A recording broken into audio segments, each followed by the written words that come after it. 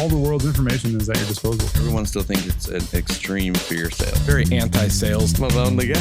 Oh, geez. Okay. This is a weird love fest. Welcome to the Hashtime Show, your weekly source for cyber news and info. This is episode number 15. On today's show, Dave, Chris, and Jeff welcome guest DJ Jones to discuss ransomware and the problems with sales in cybersecurity. Check us out online at hashtimeshow.com. And now, on to the show.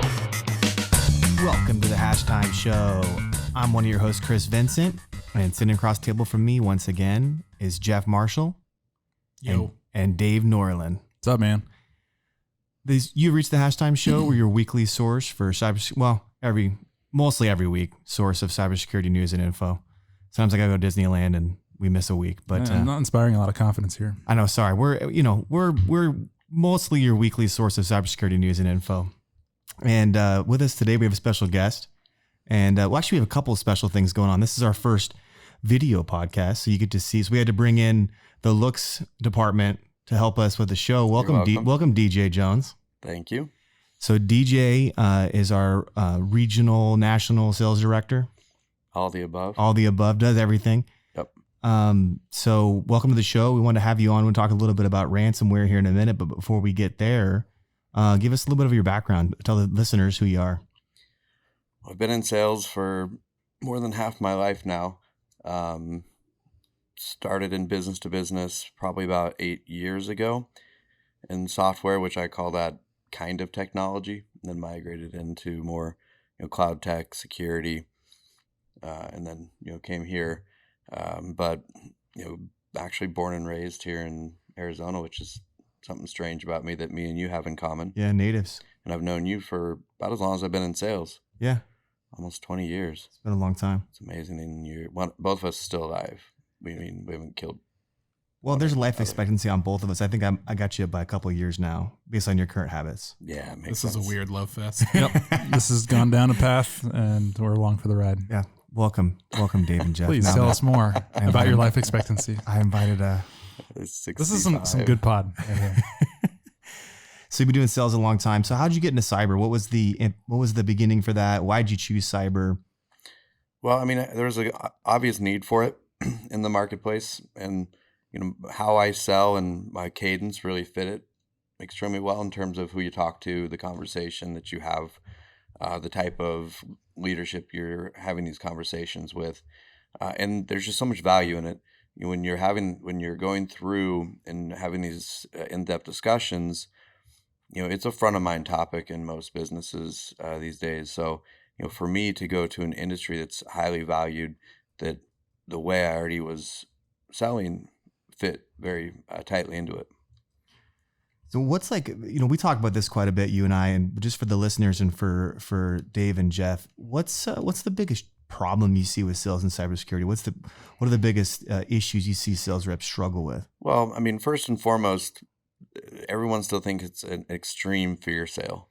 And I think there's a level of concern that triggers it and you have the conversation, but you can't only lead with fear. Because then you turn off your potential buyer, because you're losing some of the true value that you get out of a cybersecurity solution, which is save on resources, internal resources, and keeps you from having to go get other resources, which are very expensive. So there's that. The other thing is we've gotten to a point where I hear salespeople feature dump like crazy. They forget that on the other side of the conversation is somebody who is actually needs something of value that they can recognize, and talking about the bells and whistles, that has a very short value line. And so there's this term that a lot of people are in the sales world use, a away and a towards buyer. Your towards buyer is somebody who buys on features only. That's actually only about 15 to 20% of buyers. The away buyers make up the rest. And the away means they're trying to avoid the current circumstance or avoid a circumstance. That's value. And so you people take that and think fear. I think of how they can save on resources internally while leverage yours to be a better shop.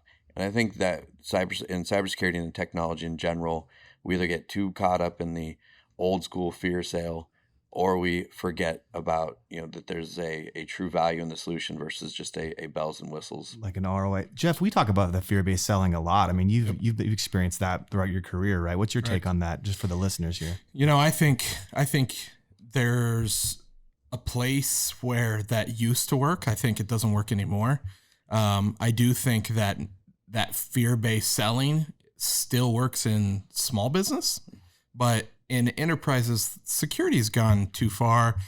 The drive and the exposure of cybersecurity has made that grow, right? So I agree. I don't think fear-based selling works. If someone fear-tacted me, I'd laugh at them. Right.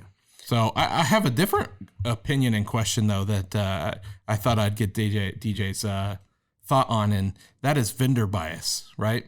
So not as much in the services world, right? Some people have that, but it's not very much. But in the hardware world, so let's talk firewalls, antivirus, malware protection, right?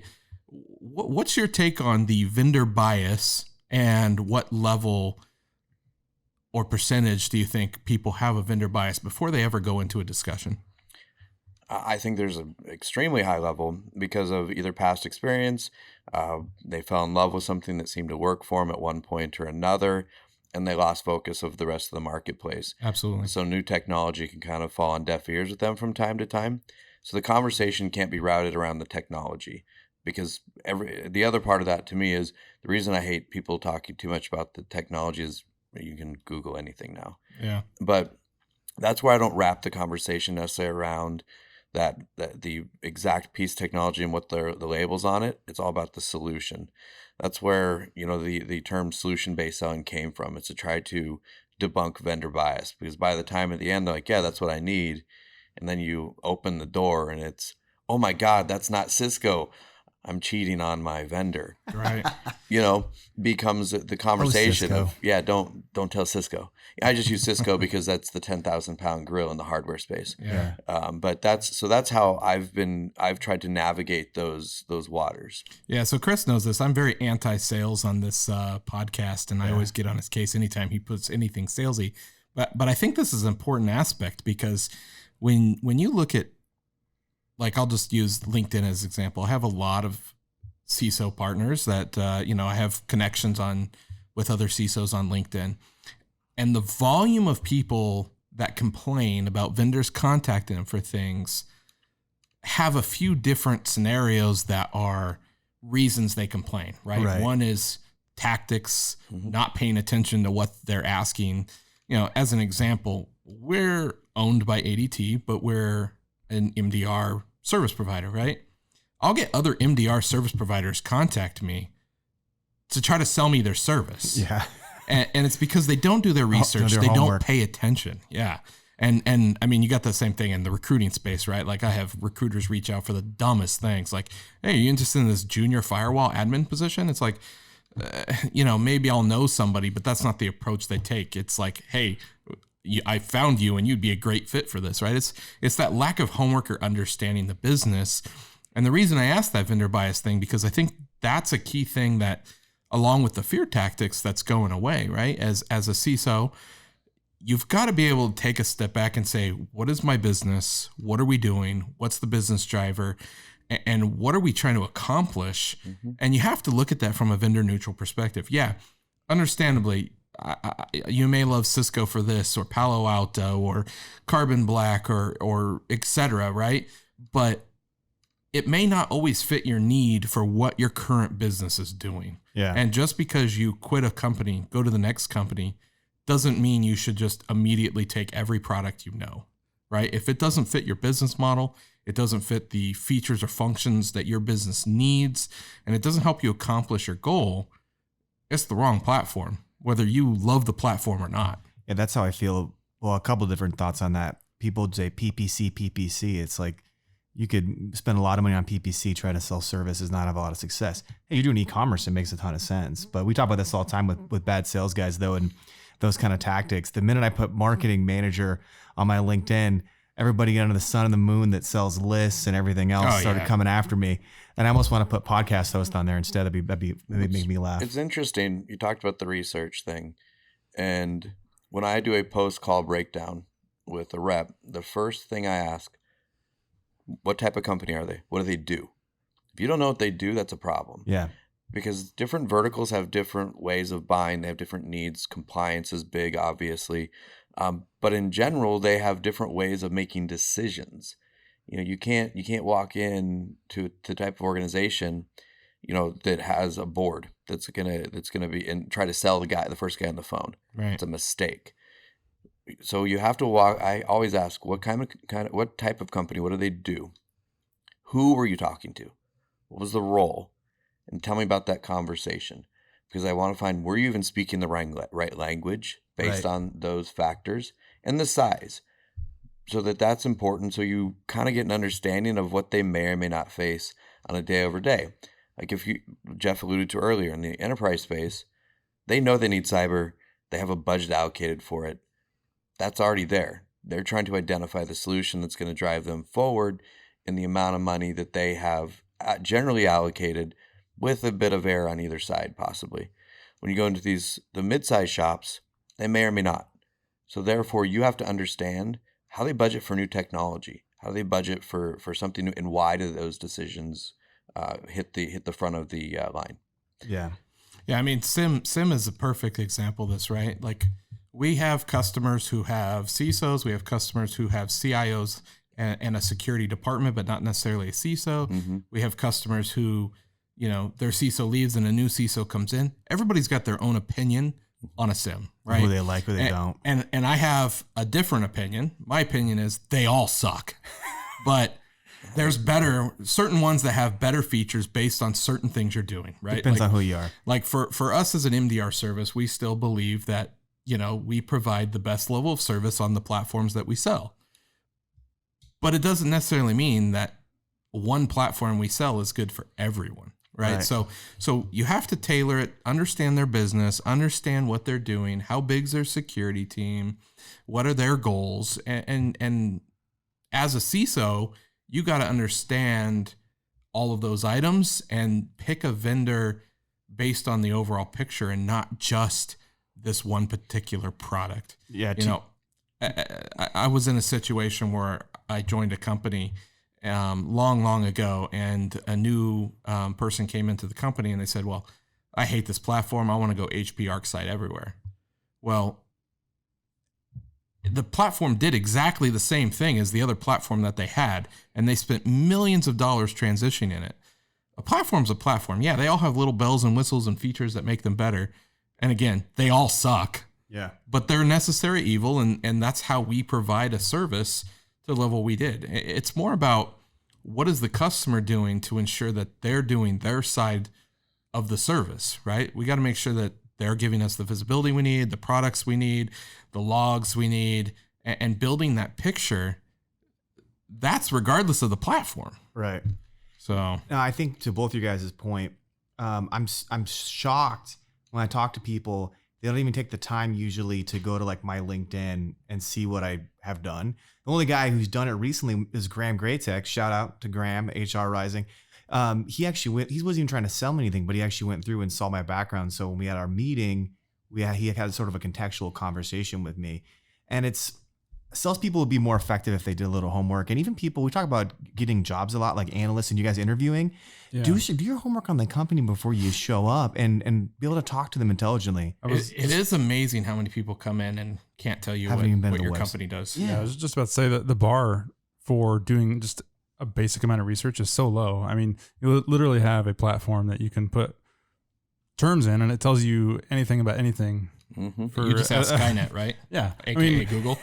Google it. And that's a common theme. All the world's information is at your disposal. So how hard is it to research a company that you're about to speak to, or the company you're about to interview at, or a person you're about to make an offer to? I research every candidate that comes in here, whether they like it or not. I mean, that's what Google's for. You get kind of an idea of their background, who they are, what they're doing. Check out their gram, see what they're putting up. I mean, you kind of prejudge people before they come in. Yeah. You got to be open-minded. Form a lot of biases and prejudices, and then... I've actually had the good fortune, and I say that a lot of people would take this as the opposite, of not having a brand on my polo that was recognizable when I've been selling. And I find that that's made me a different salesperson than the guy with a brand that everyone recognizes on his polo when he walks in the room. It's made me have to sell with value to try to debunk the vendor bias. So that, I think, is something every salesperson that wants to see if they're worth a shit, put on a polo that no one knows, walk into a boardroom of a large company and have a conversation with confidence that you're willing to understand and articulate how to solve a potential need or problem.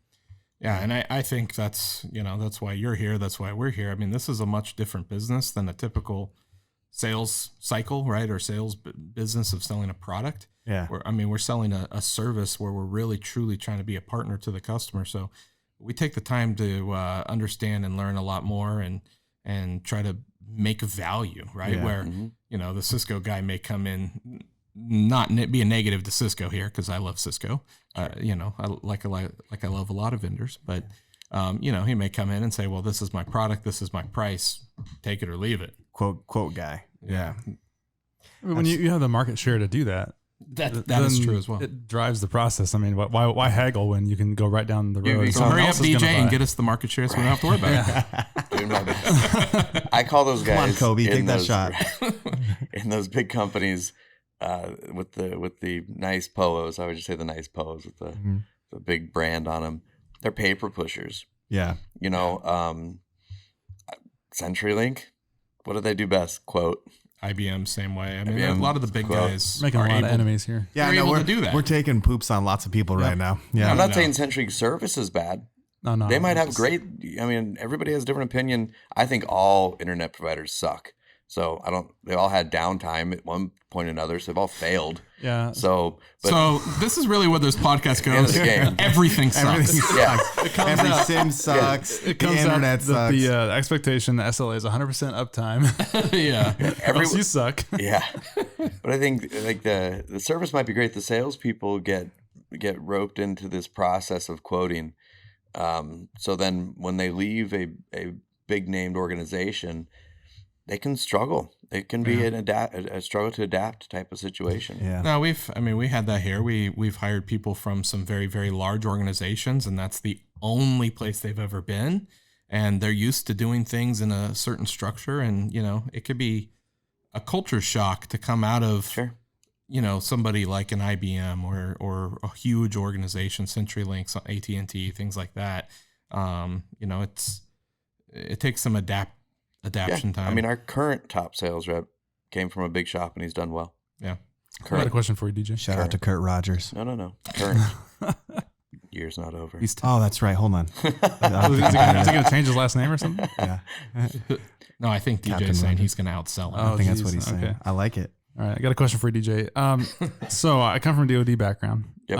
and no one's selling anything there. People are only buying. So Wrong. You're getting toilet seats for $1 million. we're buying toilet seats for $1 million. Or excuse me, you are buying toilet seats. That's true. But anyway, so bear with me. A thing that really caught me off guard when I came to a private sector is that my expectations of what a salesperson was a little challenged. I kind of expected them to have all the knowledge, to have that technical expertise, but the reality is that they're busy doing the sales side of things and don't necessarily have those technical skills. So what's your take on that? Can a salesperson be successful if they're not super technical? Or in cyber, is it becoming more of a requirement? Are the lines between sales engineer and traditional salesperson kind of being blurred? So you have to have some acumen. But I think there's two different types of acumen that you have to have. So first of all, you should understand the technology and what it does. My common response to people is, look, I get that from the perspective of what the solution's supposed to do. I get it. I know what the end result's supposed to look like. Can I do it myself? Absolutely not. Do you want me in your network closet? Nope. I'll take you down. I can't apply my knowledge. I can sit and understand it from a conceptual level and have that discussion And I think that's where you need to understand where your lane normally falls, because you don't want Kurt in your network closet either. Trust me. You don't want me in there either. but that's where That's a crowded network closet. You, me, and Kurt in there. Yeah, one of us have to come out. But whoever sold the most. What's my? There we go. Yeah. I never get the right. I gotta get a label on. Yeah, it. you gotta get labels. Buttons. Yeah, sorry. I think I'll say this because I've been in the ISP space. I've been in the data center space. A lot of different spaces, products, and service. And that's kind of why sales engineers were built, right? Like if you go to a Cisco's guys there to build a relationship, and the sales engineers there to help you technically sell, right? So, you may not have seen that in the DoD space, but I'd say most organizations have a robust sales engineering team. Yeah. I mean, even our partners, look at RSA, they have a very large set of sales engineers that are very skilled and very qualified that assist every sales guy. Yeah. Right. So it's about that dual approach and understanding. Yeah. It was just a very different experience for me coming here because it was a much smaller company at one point in time. And I was doing what I would consider sales engineering on several of these engagements or leading up to the engagement. Yeah. And this was kind of something on my part that I had to mature past, but I always had this angst about like, why am I having to do this? This is so frustrating. How do they not know this? How are they selling this? How do they ever get these deals to begin with? So it's just kind of this disconnect that I've begun to realize the more I'm exposed to it. Some salespeople depend too much on their engineer and they get a bad reputation. Yeah. And then the sales engineers start to get rubbed the wrong way in the sales. So you almost have it has to be a good relationship between the two, where you understand where the salesperson stops and you start. And I think when me and you've worked together, when a question's asked, sometimes I can answer it, not to the same detail you can, but from a high level. But I'll basically just point to you and go, look, this is your ball to hit. Yeah, and I'm not trying to slight any of our salespeople. It's just it was a different perspective for me. Salespeople. There are a lot of bad salespeople. Yeah. That's why there's far more salespeople than anything else. Because do you need a degree to be a salesperson? No. And the reality is, too, we're a very boutique service provider where we really partner. So it's a lot different from our organization because, we have sales guys, we have sales people, we have sales engineers, and then the SOC actively gets involved in deals because it's the service we're providing to customers. That's what I was just going to say. In the tech environment, typically your tech people are not outgoing people traditionally. Right. When you do get a tech person that's outgoing, I'm looking at you two, you get people that are getting more involved in the sales process and you become the hammer on the nail. Yep. When someone like DJ who knows how to correctly massage a customer, because you don't want to run in to the room with a hammer right away. You want to go and understand where their problem is before you start hammering on them. And that's where the relationship building and the question asking and being able to articulate, maybe not be able to do, but articulate, that's where the sales role comes. And then you find people like you guys who have the technical acumen and are outgoing that aren't a guy in a closet somewhere. Business acumen is commonly an area where salespeople should be great. They fall short. It becomes a large point of failure for them. The other thing is they must be very adept in listening. So when you're sitting in a room, we've all sat in rooms before, the salesperson should be able to correctly, at the end of a scenario, be able to regurgitate what just occurred, make sure that you get the sign off from the client that that's what they're looking for, and then move to the next segment of the sales process, whether that happens in that room that same day or another meeting. You have to be very adept in listening and picking up on the cues of everybody in the room as well. So active listening is another area where a lot of salespeople fail. They're too busy thinking about the next thing they want to say, right? Instead of navigating the waters appropriately. Yeah. I mean, and I'll be honest, that's why I've gotten involved in the sales process a little bit. I don't have to, but I've gotten involved because, to one, I can communicate to a CISO on a different level, and it's kind of fun to be able to experience what the sales guys are experiencing, but not have to actually try to sell anything. Right. So I can just tell it how it is, how we provide service, how we're going to be their partner, and understand what their business issues are.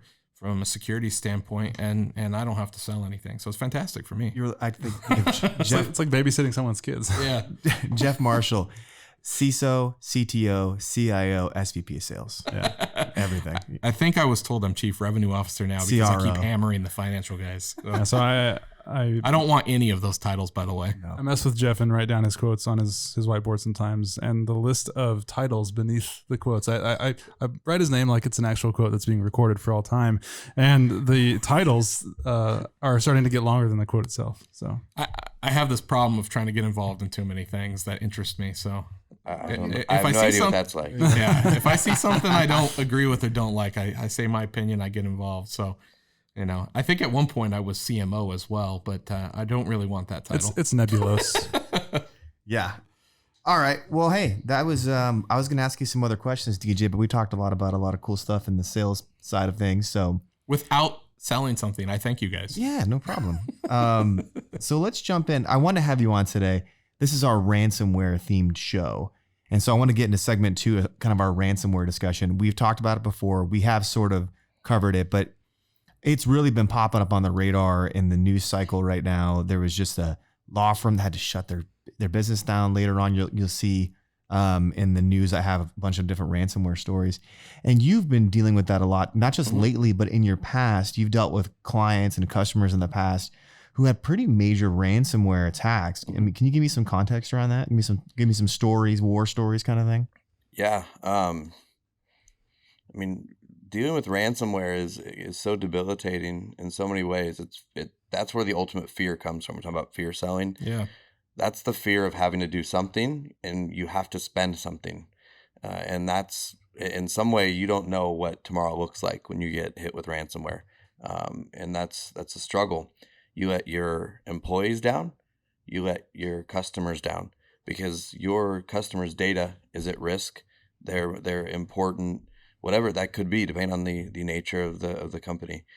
You're letting your employees down because in many cases, I've seen companies have to shut down because they didn't have a good disaster recovery plan in place to roll to a clean backup in an amount of time to keep everybody up and moving. So they lost employee time. And if you don't have the means to cover those wages or there's a concern, that's where you end up with. You might have to pay those employees for that time, but then you have a mystery layoff to take place. Yeah. So they still end up losing in the end because of this adverse situation. You lose reputation in your market. It's ugly, and the mid market right now.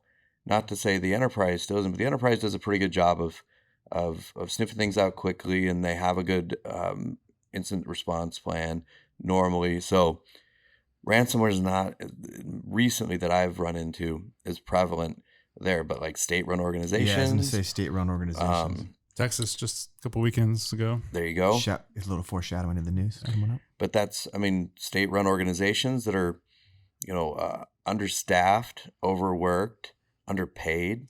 And Old versions of Windows they haven't patched properly.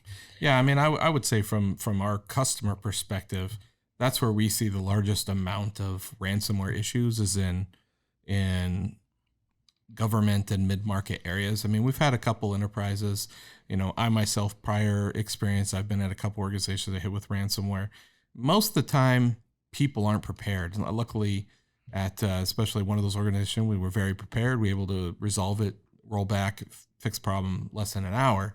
So it's about preparedness, I think, is the key thing. There's no way to stop it completely. It's about having an incident response plan. But again, most ransomware is user problem. Yep. Yeah. And phishing, you're not going to fix user problems. So you do your best to train and educate and warn and put every product you can think of in place. But the reality is you're not always going to be able to stop it. Ransomware is a tight controls thing. That's the only way to really try to drive past it and not, basically cutting off one of your legs in the process. So I was going to ask, does email security tools and does endpoint tools, are those the things you put in place to help with ransomware, or does it not matter? I think those are part of it. Yeah, a lot of the best ransomware controls are free. because it's about restricting what people have access to. And a lot of times these giant breaches where you see an entire organization taken down, it's because people had access to shares that maybe they didn't need. And then ransomware, almost every single variant is going to enumerate those shares and then reach out and see if it can infect whatever's there. And if it has permissions to it, if it's running under the permissions of the user, then you're toast. Here's the reality. So- People go and buy an endpoint agent. They go buy email security and say, I'm never going to get hit with this. Yeah. That's not reality. The reality is anytime there's technology, bad guys are going to find ways around it, right? Always. So that's our business, is monitor and trying to detect what gets past the defenses, right? Because, I think ultimately the whole scenario of ransomware is about being prepared, having action plans, and the technology in place to be able to quickly resolve the problem. I had worked with an organization once that made just about everybody an admin, by the way. And when they got hit with ransomware, it was easy. Yeah. It was easy. Everybody was an admin. As soon as they got in and started compromising, it was game over. Yeah. It was the note they asked for was pretty low. That was actually the funniest thing. It was the sweetheart ransomware guy. So he's the friendly neighborhood ransomware guy. Some guy in a barn in Croatia, and if he gets $2,000, he's living large. Yeah. Basically, he's like, 10 grand. Why not? Now I'm thinking about Borat in Kazakhstan. Their hacker farm. Well, I think to the point of what we were talking about on the sales portion, this is part of the problem, right? Somebody comes in, they just buy a bunch of tools. Yeah. They don't look at business process. Half of recovering ransomware has to do with having the right permissions, the right backup processes, the right restore processes, the right technology in place, not just in security, but in IT, in business processes to, one, operate while that's not being fixed, and then two, to recover it and go back to operating normally. So it's a much bigger picture than let me go buy a bunch of tools to put them in place. Yeah, it doesn't work. Okay, so ransomware, it's on the rise. Will continue to be an issue. What's funny is because I would say at the beginning of the year, we said the opposite. We said ransomware is on the decline because we really did see a huge drop in ransomware emails, ransomware cases. And then all of a sudden, the spike back up again where, and I think some of it has to do with the commoditization of ransomware. Some of it has to do with the fact that it's an easy realm with all these tools in places to still get the user. So we've seen a big spike back up in it, but it was on the decline at the beginning of the year. Interesting. I just blame Bitcoin. We blame Bitcoin a lot on this podcast. Yeah, there's a lot of stuff that has come around because of Bitcoin and trying to steal those wallets that kind of operates on the same in the same way. So okay, well, look forward to the DATASHIELD coin. Yeah, data coins. Data coins. I'll be selling that next. Well, perfect. That's a good wrap up to. I'm sure we're going to talk about ransomware again on a later hashtag show. We'll probably talk about it again. Yeah. So, DJ, are you going to hang out with us for the news, bud? Yeah, let's go. Awesome. Okay. On to segment number 3, the news, our ransomware version of the news. And actually, I'm tying in from the last couple of weeks we had our discussion with Joel and with Chase talking about U.S. elections and voter hacking and fraud and gerrymandering. Headline number 1, U.S. officials fear ransomware attack against 2020 election. Got this from CNBC.com. I'm going to read this quote here. The U.S. government plans to launch a program in roughly 1 month that narrowly focuses on protecting voter registration databases and systems ahead of the 2020 presidential election. These systems, which are widely used to validate the eligibility of voters before they cast ballots, were compromised in 2016 by Russian hackers. Seeking to collect information, intelligence officials are concerned that foreign hackers in 2020 not only will target the databases, but attempt to manipulate, disrupt, or destroy the data, according to current and former U.S. officials. I'd love to see the RFP for that. It's probably I wouldn't want to fill it out. I just like to see it. How long would that RFP be? ridiculous. So I have to say, as people who look at government RFPs, God, I hate responding to RFPs. Yeah. Sometimes they're very painful. Especially government ones. Can you explain for the listeners that they don't know what RFP is, what it is, real quick? Request for proposal or request for information. Yeah. They do RFIs sometimes, but it's RFQ. essentially a standard set of information that a company or a government will put out to have you respond to it to quote out your product or services. And they're extremely bloated and painful sometimes. And a lot of times, again, that vendor bias, you can read an RFI or RFP and go, yeah, they want that product. Yeah. Because it's so obvious. I would argue that to me, the most annoying thing about an RFP is that they're often misguided, like you said, and they often have like long-term repercussions for the way that conversation goes because they get this idea in their head based on whoever wrote that RFP, and then it like shapes the discussion from there on out. So it's bad RFPs are not really not bad. to complain about RFPs too much, but This is our complaint podcast. Segment We 7 hate- is how we hate RFPs. We hate salespeople. We hate RFPs. We hate SIM. We hate the internet. I don't like any of those things. good summation there. Are we in the wrong business? No, but from an RFP perspective, again, companies put out and the government puts out this thing that you have to get RFPs so that you can get an unbiased opinion. Right. It's like the It's BS. They're all biased. it should be Everybody like has that, a biased opinion of something. Of course, it should be like the Expedia versions. What it really should be. Instead Right. but it's not Expedia. It's we want to sell you this flight on this airline. So when you read an RFP and it's for firewalls and you're reading features that only one firewall has out there, it's pretty obvious that they're targeting something, right? Like prior company, I was in a vendor space for network equipment, and we would get that all the time. You'd read an RFP, and especially like the education RFPs too, and they were definitely geared towards something, but they had to do that to be able to get E-rate funding, right? Oh, like in the education, like colleges and stuff like So that. high schools, SLED in general. even regular school districts for elementary, middle school, high school, you would read them and they'd be geared towards somebody. So the whole idea of an RFP being able to get 3 unbiased opinions is mostly false. But that being said, I think it's a good exercise. But when you have 48 people respond to an RFP for a 4-port network switch, We have some strong opinions about RFPs here. Do you? I couldn't tell. that's why we're not in sales. I don't like them at all. Yeah. It takes one of the things I love about selling is the human element. RFP takes the human element out of selling in a lot of cases and leaves it as a very heavy informational sale. Yeah.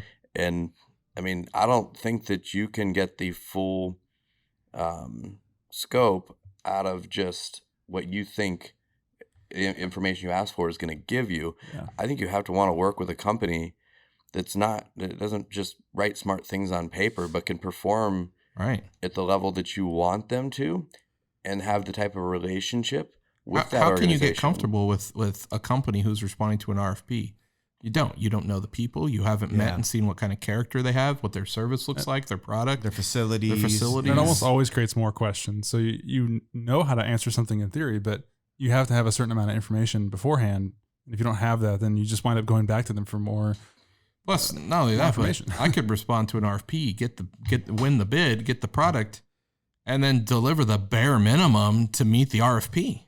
Yeah. And that's okay to everybody. To me, just being someone who's not good with the status quo, that's a problem. Well, it's like using Match.com and finding your wife on date 1, Anyway, this has been one of the best derailings of a segment That was I've a ever weird had. look, so I'm guessing that happened. This is a No. Match.com, you list what your requirements are. Yeah. No, I get that. And then But I you felt that was targeted towards somebody. filters things out, and then you're Is Match Talk? Is that throwback to like 2010? They still running them? Are they still going? yeah. This you do not mean Match.com. That's the thing. Tinder, you just swipe until your hand gets tired. Match.com. You just always swipe right. I mean, there's strategy. I steal his phone and swipe right on people I'm not supposed to. I used to do the same thing with a previous employee here, Jimmy. That's not shocking. All right. Well, that was a derailing. So Yeah, that was a good one. I'm proud of that. That was a good, that's what the hashtime show is. It's all about whatever we want to talk about. Anyway, voter registration. Yeah. So, all right. So first off, why does an employee who has access to email have access to the voter registration system cold turkey? Right? Like this is about network segmentation and controls again, right? Like these should be isolated, segmented to where those things aren't accessible to that user who has the email address. So since I watched the Hack movie, we had our discussions. I was on a road trip and I listened to, again, I'm going to mention Joe Rogan probably for the 4th podcast in a row. We're coming for him, right, Dave? Coming for you, Joe. I listened to Dan Crenshaw, who's the U.S. senator with the eye patch they made fun of on SNL. Remember that big fiasco that happened? Yeah. Ex Navy SEAL, just complete badass type character, and now he's in the House of Representatives, I believe. And Rogan brought up, like he always brings up, because he gets very hippy dippy about voting on the internet, you know. And now that I work, I've heard him say that before in the past, but now that I work here and around you guys, he's so naive with how he talks about it. And then Dan Crenshaw's kind of like, well, we have our processes and they're rigid for a reason. So we don't have to worry about some of these. I mean, is voting on the internet a real thing we could do based on it? I think it will be a disaster. I think it eventually will happen once there's some other technology or some other thing. Passwords go away. There's better verification of people. But by then we'll have cloning of Dave, and Dave will vote 4 times. Put me at every voter registration place. It's fine. We'll handle it. There's no doubt in my mind, after all that I've looked at and learned here at this organization, that there will be tomfoolery with the 2020 election. There will be some level of tomfoolery through, whether it's even real or not. Yes. There'll be social engineering. There'll be an enormous amount of money spent on Facebook ads to drive people to vote one way or the other. That's going to happen. Everybody write in #timeshow.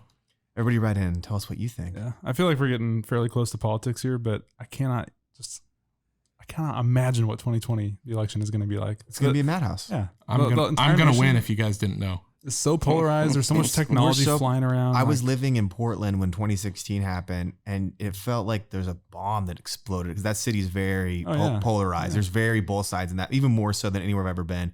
And it's like, I'd have people that were like all upset, and I was like, dude, I'm just trying to raise my kid. Like, I don't personally even think about it. Exactly. I mean, that makes me a poor, I'm not doing my civic duty maybe, but I don't know.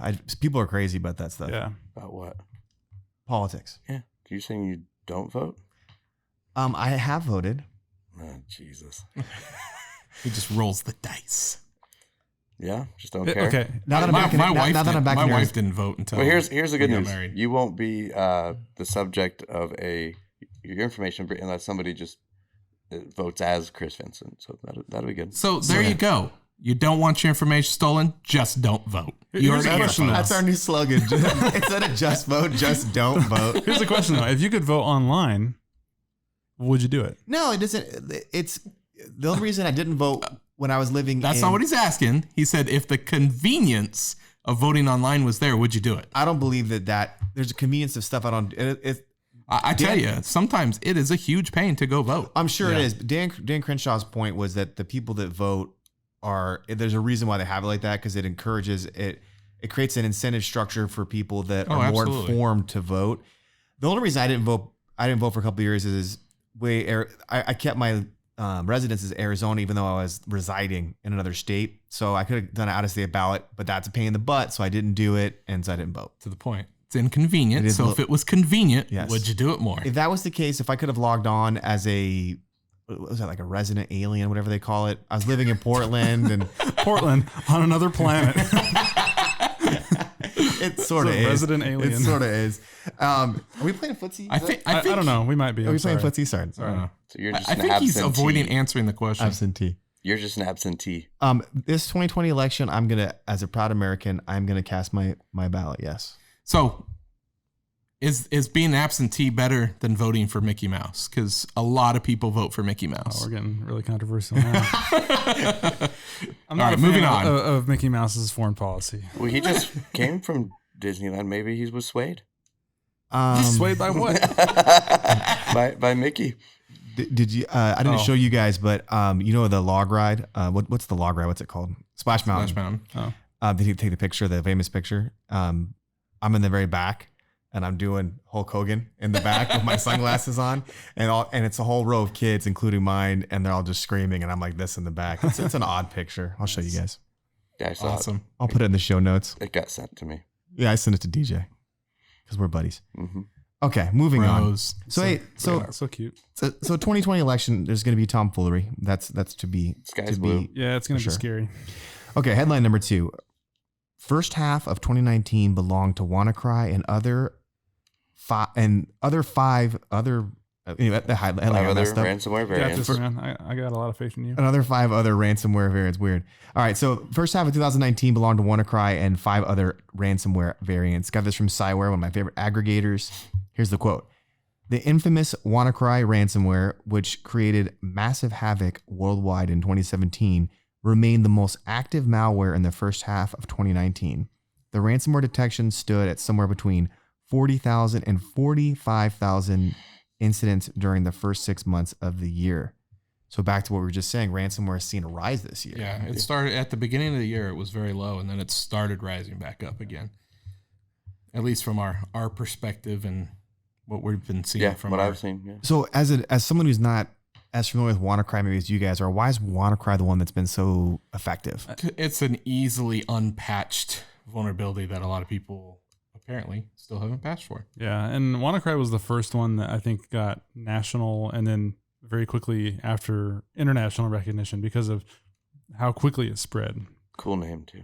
WannaCry, yeah. WannaCry. I gotta say, how do people name these things? Because a lot of them are named very poorly. So I would come up WannaCry with was named worse because names. of the file name, I believe, within the package. Yeah. But at first there were like 7 different Yes, but names for WannaCry. somebody had to name it that in the package. So Right, yeah. what made the guy think, man, I want to call this, I'm going to make you want to cry? I mean, I guess I can go with that. That's but what it had to have been. I'm going to name my next ransomware that I write. Something Cyberdog. ridiculous. Cyberdog. Yeah. Oh, Cyberdog will be the ransomware. Will be the ransomware we call it Cyberdog. Yeah. We're working DJ on a cybersecurity movie script. So it's going to be a future podcast episode. Yeah. Yeah, it's going to be And like, then we're going to all quit and become billionaires making this movie in Hollywood. as Dave says, he's got Ridley Scott on speed dial. Yep. Yeah, it's He, going he and I go way back.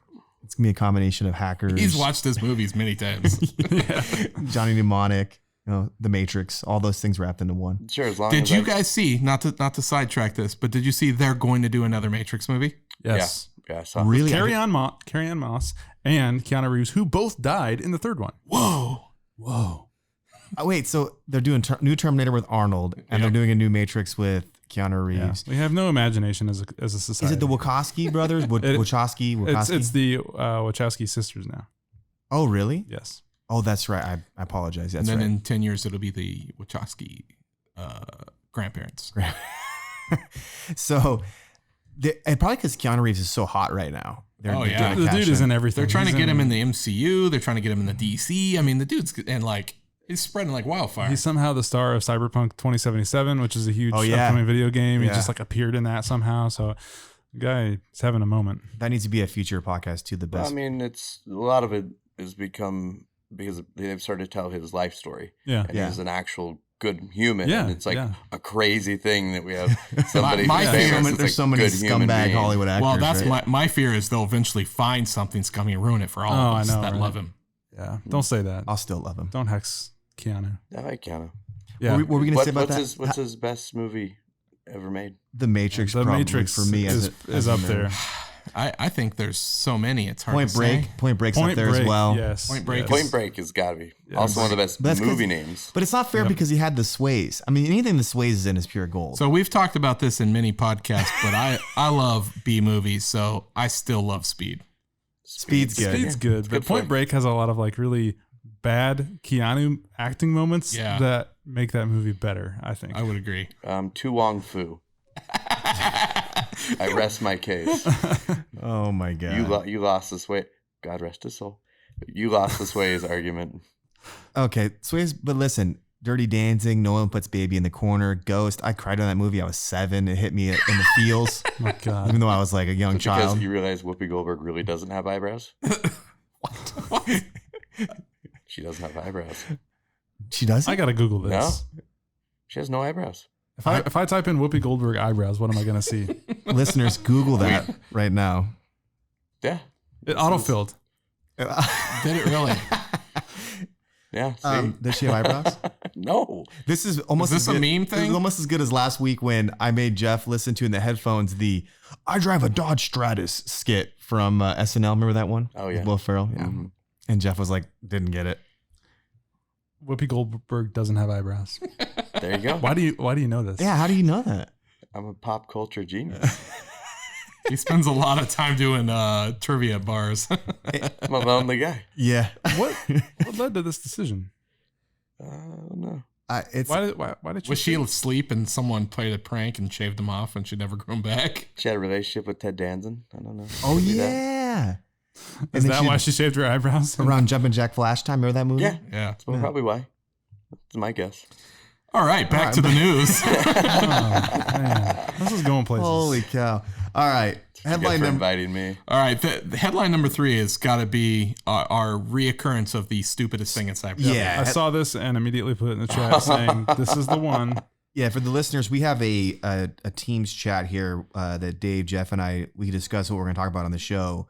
Believe it or not, we do put a little bit of pre-production in the show, guys. Even though I'm usually disorganized and discombobulated. But headline number 3, let's talk about this: hard-coded credentials on ProGrade Lierda grill temperature monitor. So you guys sent this over. Here's the quote. This is actually a Twitter quote about the article, but it was too funny. I want to put it in here.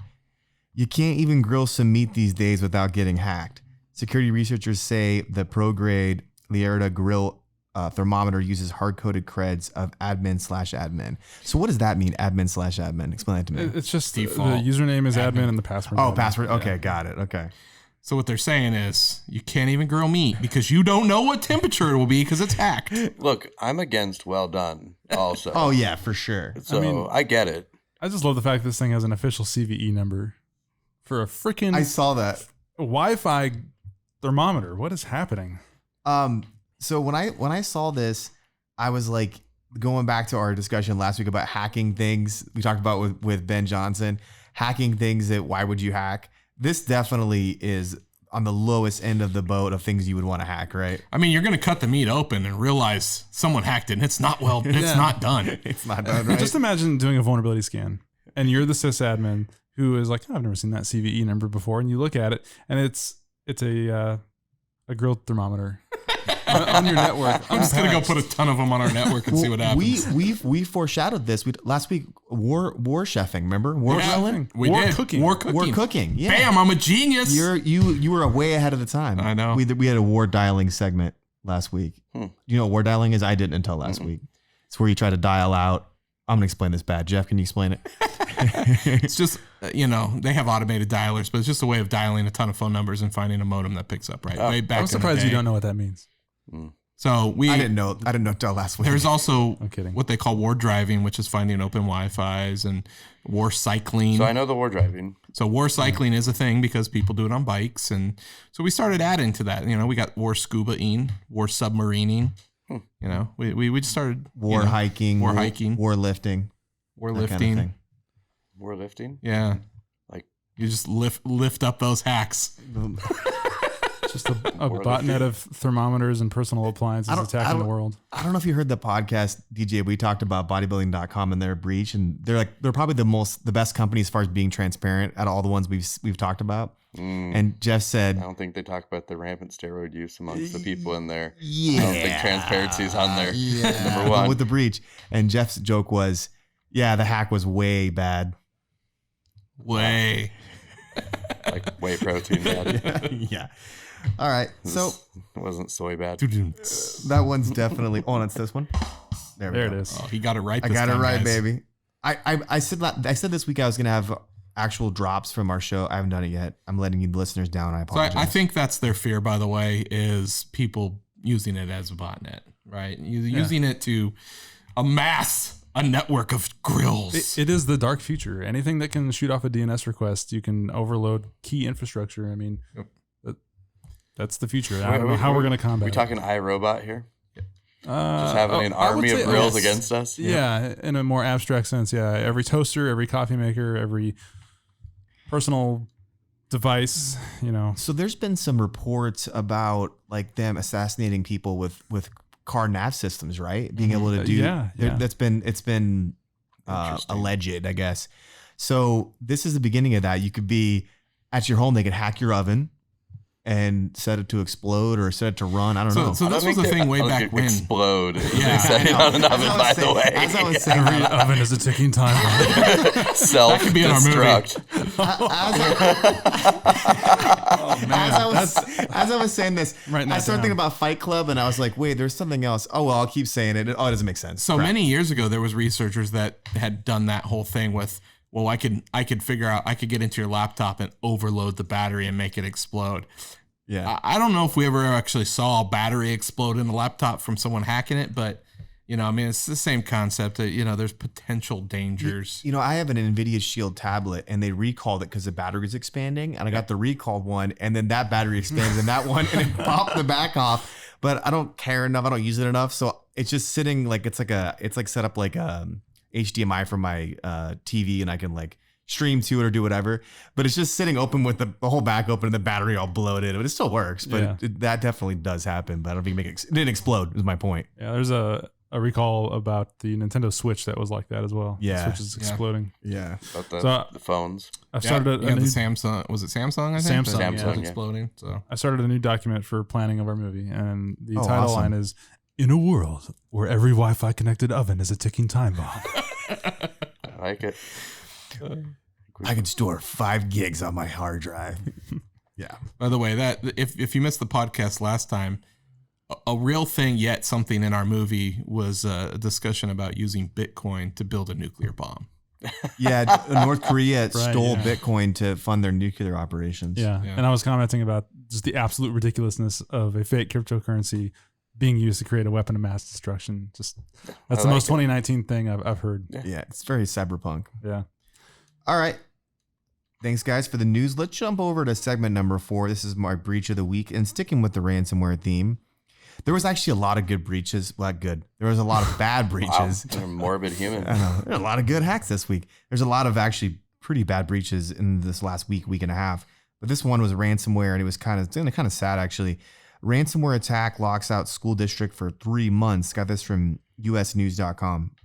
And this actually, the reason why you mentioned Texas, it was the same acting group that had done this, I guess.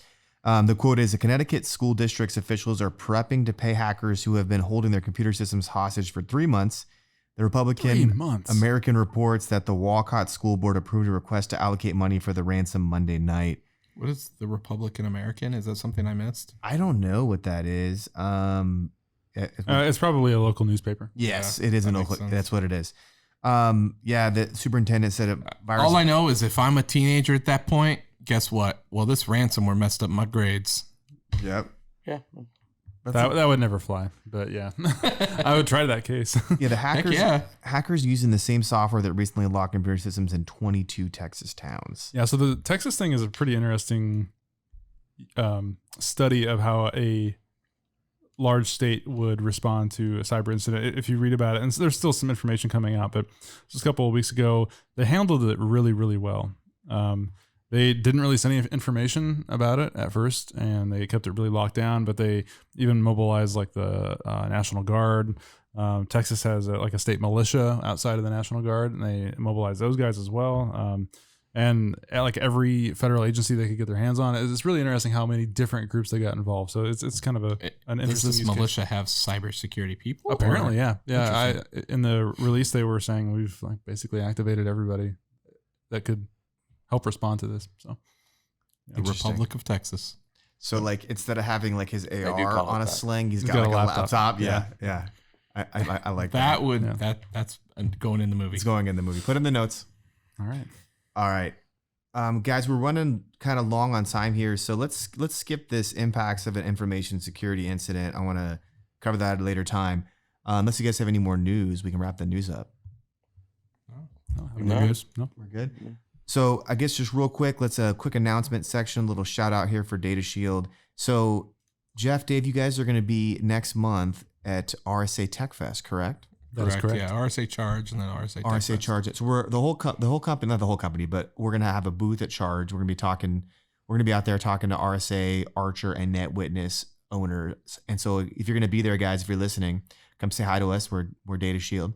But you guys are doing a talk at TechFest. What are you guys talking about at that event? Tech mostly. Yeah, we're really kind of talking about the trends in cybersecurity, why people are outsourcing, and what our unique approaches to that. That's awesome. And you guys are going to be doing it kind of do the podcast. It's going to be kind of a business agnostic, more educational in nature, right? Yeah, This is fairly high level, but it's going to be about the direction of the market and as we see it, how MDR is evolving, that kind of thing. Awesome. What kind of humor are you going to use to interject? Yeah. What are you going to do? A lot of fun humor. Like whoopee cushions on the seats where they sit down. I mean, that's a viable option. I hadn't thought of that, but I'm willing to try. The whoopee cushion now, it would be like ironically funny if someone did that. I figured we'd go the Gallagher method and just smash some watermelons. It'd be like some Andy Milanakis stuff. Like it. Just whipping out a whoopee cushion at RSA Tech Fest. Andy wait, who is that guy? Wow, that's a reference I haven't heard in forever. Yeah. Well, Jim Carrey did the movie. Andy Kaufman. Andy Kaufman. I'm sorry. Yeah, I was like Andy Milanakis was a MTV. So he was on. Andy Kaufman. When he said Andy, I was saying Kaufman right away, and then he said Milanakis, and I'm like, yeah, he was the kid that was on the Jimmy Kimmel and what's the other guy? Their TV show. Tom Green. Adam Carolla. Yeah, the Man Show. The Man Show. Yeah, Too many Adams. Well, guys, awesome. And then we got Hash Time Show merch made for you for all of our listeners out only there. $99.99 a shirt. Only $99. No, we're not going to be selling the shirts because this is a corporate sponsored podcast, even though it doesn't seem like it sometimes. But we're going to have shirts and socks at RSA Charge. So if you are there, come out and get one. And then you guys are wearing the Hash Time polo. So I'm excited to hear what you guys, if you get any feedback. Hey, what is the Hash Time? And you guys have to tell me. Give us a recap. Who designed them? The shirts. Are these the tie-dye ones? They're tie-dye-ish. Are they tie-dye polos? No, they're just straight up That polos. would be weird. Yeah, they're just regular polos. Okay. So where'd this tie-dye thing come in? Can I tie-dye my polo? So it's not really tie-dye. It's I like think two the whole tone. thing is the play on Hash Time Show, right? Like Sure. most people don't know what cybersecurity a hash is. So tie-dye hippie. Yeah. But it doesn't really look that tie-dye. It's just like a pattern on the gray shirt. Well, I wanted to go full tie-dye, but you can't go full tie-dye. Sure you can. We're going full tie-dye. do it. All right, next time we're going full tie-dye. I'm down. I'll wear it with pride. I will not wear it. I'll wear it in public. Now, Watch me. Importantly, what size did you guys order? We got you a small. Mediums. We got you a small. Small? Mediums. Something that'll fit you. We got you a medium as well. That's fantastic. I needed as small a shirt as possible. We got everything from small to XXX. So and not the Vin Diesel movie. So you got room to grow, DJ. Yeah. Or go down a size. Awesome. Well, guys, that's all we have for you this week. Thanks for joining the Hash Time Show. This has been Chris, Dave, Jeff, and DJ, and we'll catch you guys next time. See you. Thank you for listening to the Hash Time Show. Check us out online